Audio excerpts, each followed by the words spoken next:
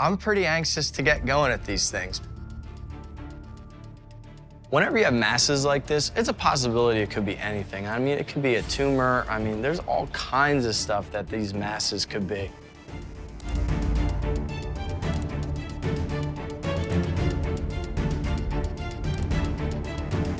The cases on my feet are killing me are not just shocking, they're unbelievable.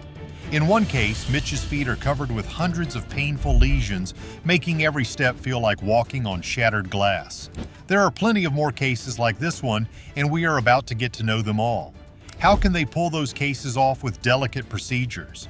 Let us dive into the intense cases where people go beyond their limits to save their feet. The growth that left us stunned. Dr. Brad has his hands full today with Mitch, but then there's Victoria. Oh boy, what a case. Victoria comes in with this massive growth on her toe, and it's got everyone scratching their heads. Even the doctors are baffled, and that says something. The thing's size is crazy, and it's making Victoria's life hell. Dr. Brad knows he needs to get rid of it in one piece, and the tension is palpable as they cut. Because if it bursts, who knows what kind of nightmare they're dealing with. He's not playing around. You've got to take something like this seriously. Imagine the thing being cancerous, and suddenly the stakes aren't just a bad foot, they're life and death. Before we reveal what Dr. Brad discovered during Victoria's surgery, it's clear this case is far more dangerous than anyone thought, and the truth will leave you absolutely speechless. And then there's Steve.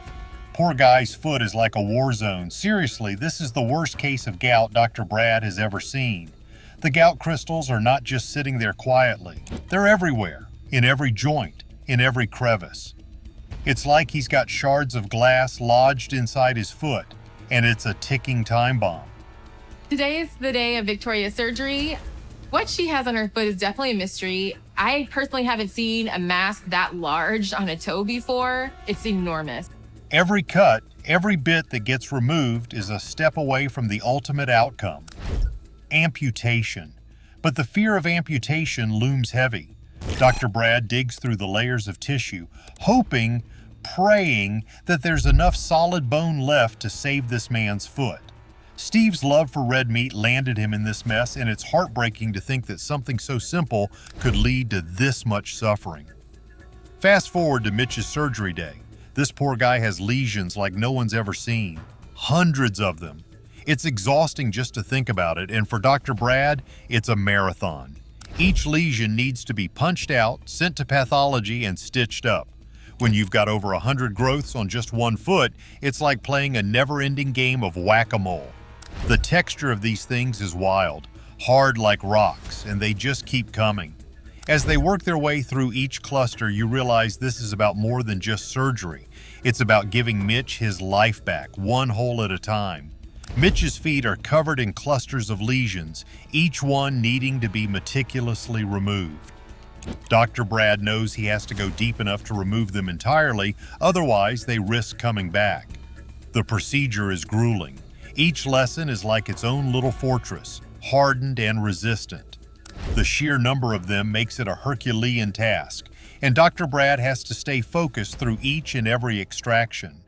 He uses a sharp circular tool to cut down to the core, twisting and pulling to make sure nothing is left behind. It's a slow, repetitive, and painstaking process, and you can almost feel the exhaustion creeping in as each one is removed. The lesions are tough, hard as stones. It's surprising how resilient they are, almost as if they're defying removal. Dr. Brad keeps working, sweat dripping as he clears each area, taking care to ensure that nothing remains that could potentially regrow. When you have hundreds of lesions to remove, it becomes a test of endurance. Need to figure this out, but we'll see. So today is the day of Mitch Bell's follow-up. So I'm about to give Mitch the results of his biopsy, and this is news that he's probably been waiting for his entire life. Mitch is sedated, but his body will bear the marks of this battle for a long time to come. The goal isn't just to remove the lesions, but to give Mitch his feet back, feet that aren't covered in painful, hard masses. After hours of work and removing over 200 lesions, Mitch's feet show both pain and strength. 200 lesions gone. Dr. Brad finally completes the left foot with over 100 lesions removed and moves on to the right. Each punch biopsy is followed by careful stitching and then an injection of stem cells, which will help the skin grow back more normally. The hope is that Mitch's feet can heal without the return of these painful growths. By the end of the procedure, Dr. Brad has removed over 200 lesions from Mitch's feet. It's hard to comprehend just how much Mitch has gone through to have his feet covered in hundreds of these painful masses and now to face recovery. The stem cell injections are the final hope, a way to stimulate healing, to make sure that Mitch's skin can regenerate without these lesions making a return appearance. Then there's Chantel, with those calluses that look like they've come from another planet. I'm good, Mom. You know I'm strong. I'm okay, Mom. Each callus is thick, tough, and goes so deep that Dr. Brad's nervous about hitting bone. He wants to get them out in one piece, a plug, like pulling out the cork from a bottle. But once they're gone, there's this huge void left behind that needs to be closed up. And let's not forget, the skin on the bottom of the foot is just about the worst place to heal because every step puts pressure right back on it. It's a delicate dance between doing enough and not overdoing it.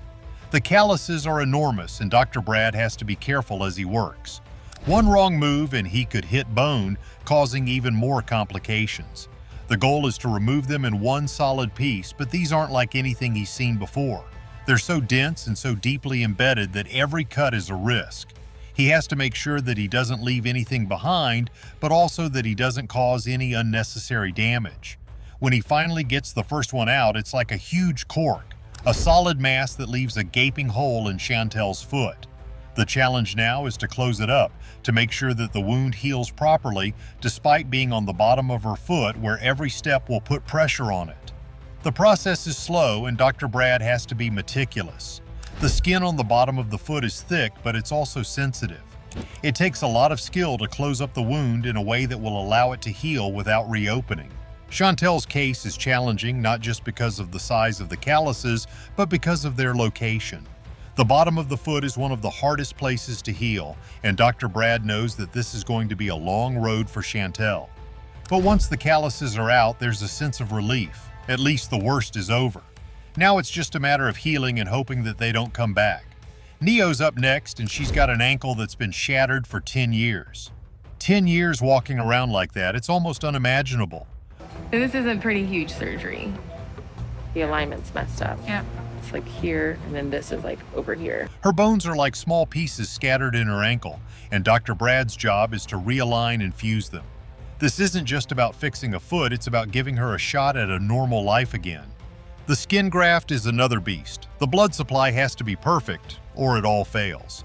And there's this moment with the Doppler checking for pulses where the room goes dead silent. It's the quiet that comes right before something big. Every nerve, every artery, it's all riding on those small, careful cuts. Neo's broken ankle has pushed Dr. Brad as far as he can go, but the skin graft ahead will test his careful hands and steady focus even more. A skin graft to save it all. The skin graft is another challenge. The blood supply has to be perfect, or the graft will fail. Dr. Brad uses a handheld Doppler to check for pulses, to make sure that the blood flow is good before he makes each cut. The room goes dead silent as he listens for the pulse. It's a tense moment because if the blood supply isn't good, the whole operation could fail. But when he hears the pulse, there's a sense of relief. He knows he can move forward. The skin graft is going to be tricky, but it's the only way to give Neo a chance at a normal life. The graft has to be done in such a way that it will lay flat, that it will cover the area perfectly without any complications. Dr. Brad makes his cuts carefully, lifting the skin and placing it over the graft site. It's a meticulous process, and he has to be careful not to cut any of the arteries that are feeding the skin. If he cuts an artery, the whole graft could fail, and Neo could lose her leg. It's a slow, careful dissection, and the room is filled with tension as everyone watches. Dr. Brad is focused, his movements deliberate and precise. The skin graft has to be perfect, and there's no room for error. When he finally gets the graft in place, there's a sense of accomplishment. The worst is over, but Neo's path is far from finished. The graft has to heal, and it's going to take time, but for the first time in 10 years, there's hope that Neo might be able to walk without pain.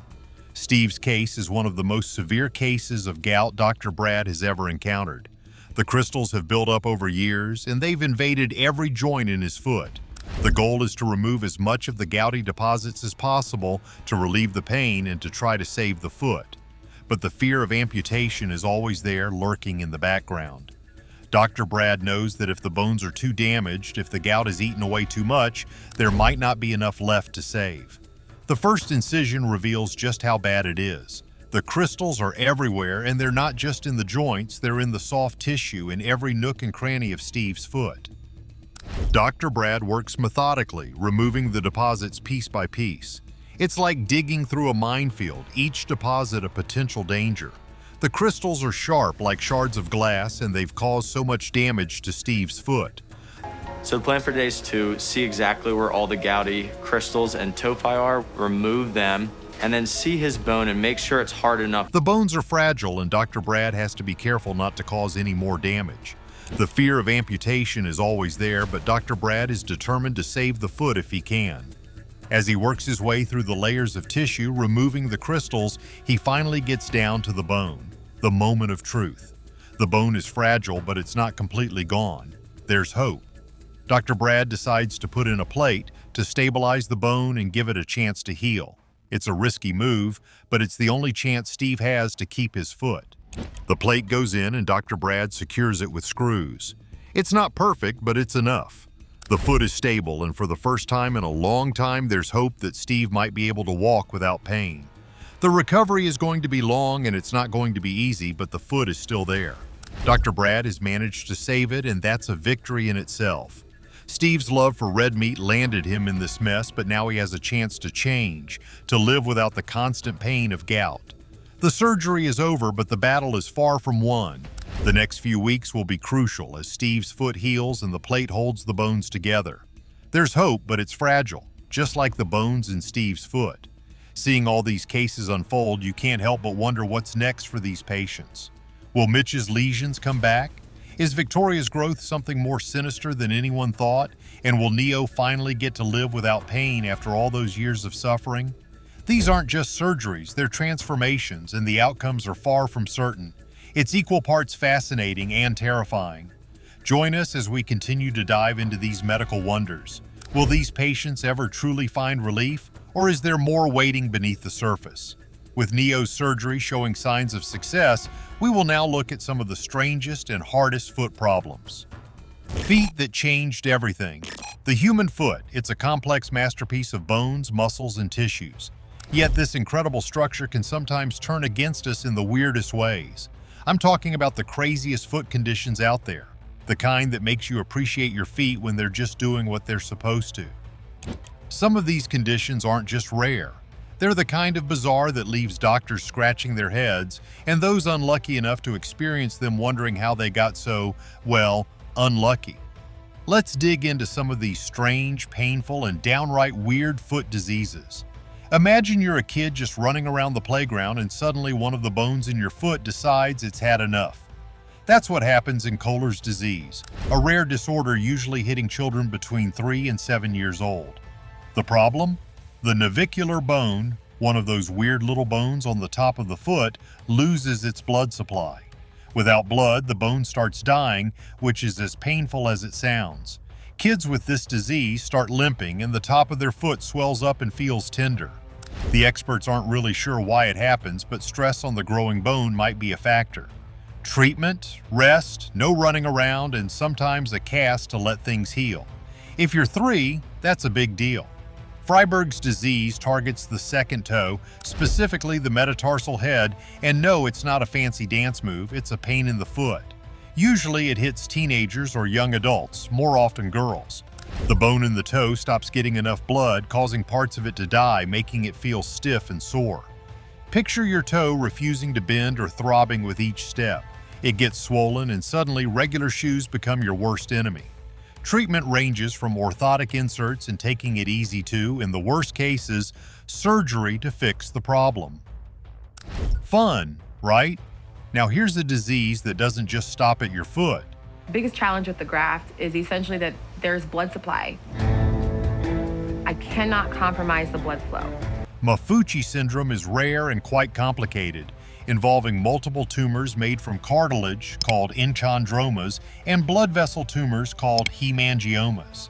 These tumors don't usually spread to other body parts, but they can still wreak havoc by deforming bones and causing fractures. The syndrome often shows up early in childhood, and what makes it even scarier is that these benign growths can become cancerous over time. Doctors mostly keep an eye on the growths, and surgery can sometimes help correct severe deformities, but management is more about catching problems early. Muller-Weiss disease is like Kohler's, but for adults, it strikes the navicular bone and makes it collapse. It's rare, it's painful, and it mostly targets middle-aged women. Picture your foot just deciding to give up on you. That's what this feels like. Pain in the middle of the foot, difficulty moving, and even deformity are par for the course. The real cause of this disease is still an unanswered question, but stress and poor blood supply likely play a role. To cope, treatments range from pain meds to surgery in extreme cases, especially when conservative approaches don't cut it. Imagine your feet are on fire, like really on fire. That's basically what erythromelalgia feels like. It's a rare condition that makes your feet, or sometimes hands, turn bright red, feel burning hot, and swell up. It gets worse with heat, exercise, or even just being stressed. Imagine going out on a summer day and your feet just deciding it's showtime, and not in a good way. To deal with it, people often dunk their feet in cool water or try different medications, but finding relief is hit or miss. The cause? Still unclear. It might show up alongside other health issues or just because, lucky you. Alice in Wonderland syndrome, AIWS, is like your feet trying to mess with your perception. Imagine looking down and thinking your feet are growing or shrinking. It's not a foot problem per se, but it certainly messes with how you perceive your feet. Usually it comes along with migraines, epilepsy, or certain infections. The symptoms are mostly about the brain getting confused signals about your body, making it feel like parts of you are bigger or smaller than they actually are. Treatment is more about tackling the underlying health issues that cause this bizarre phenomenon. Ever heard of polydactyly? It's when people have more than 5 toes. The extra toe might be tiny, just a small bump, or it could be a fully functional toe. Sometimes it's cool, a genetic quirk you could show off, but more often it makes finding shoes a nightmare. Treatment usually involves surgery to remove the extra toe, especially if it affects how you walk or makes it impossible to get a decent pair of shoes. It's genetic and can happen on one or both feet, sometimes even as part of other syndromes. Here's one most people have never heard of: Dupan syndrome. It's a genetic disorder where the fibula bone in the leg doesn't develop properly and fingers and toes end up shorter than usual. This leads to major mobility problems. Just imagine trying to walk when parts of your leg are missing. The good news? It doesn't affect mental development. Treatments usually involve orthopedic braces, physical therapy, and sometimes surgery to help people get around. The key is managing the deformities to improve quality of life. Van den Berghe-De syndrome is another rare condition that comes with some serious limb malformations. Babies born with this syndrome have a severely underdeveloped ulna bone in their arm, along with a split foot deformity. This means that feet look like they've been divided, almost like a claw. It's congenital, which means it's there from birth, and it's often genetic. Treatment is usually surgical, aimed at reconstructing the foot or providing a prosthetic so the person can use their limbs more effectively. Feet are weird, aren't they? We tend to take them for granted until something goes wrong, and then suddenly we realize just how important they are. These conditions, from bones that don't grow right to infections that eat away at your feet, remind us that feet are anything but simple. Keeping an eye on your foot health is crucial because when your feet aren't working right, it affects everything else. So give your feet a little extra care. You never know when they might decide to throw a surprise your way. Could Mitch's condition be the result of something deeper, like an undiagnosed illness or even a medical oversight? Share your thoughts and don't forget to like and subscribe for more.